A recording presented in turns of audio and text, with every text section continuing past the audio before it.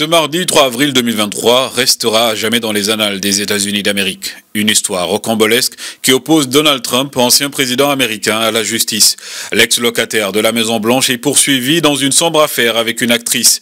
Un jugement qui survient alors que le milliardaire de 76 ans est lancé dans la course à l'investiture républicaine pour la présidentielle de 2024. Trump est attendu au tribunal de Manhattan ce mardi. La manière dont va se dérouler sa comparution est sur toutes les lèvres dans les milieux politiques, médiatiques et même chez la population. Je ne sais pas si vous pouvez attendre grand-chose de l'acte d'accusation. Je suis sûr qu'il sera mis en examen.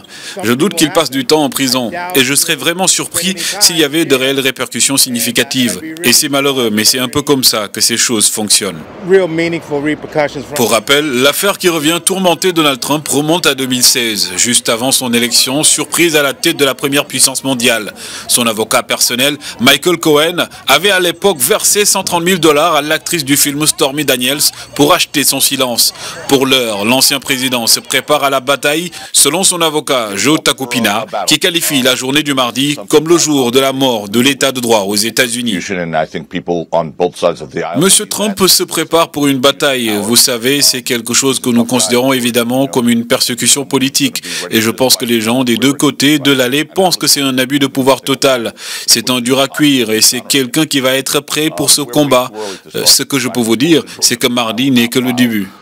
Si le principal enjeu de ce procès reste l'avenir du candidat républicain aux élections américaines, la mise en accusation ou même une condamnation pénale n'empêcherait pas Donald Trump de poursuivre sa campagne, puisque rien dans la législation américaine n'empêche à un candidat reconnu coupable d'un crime de faire campagne et d'exercer la fonction de président et même de la prison.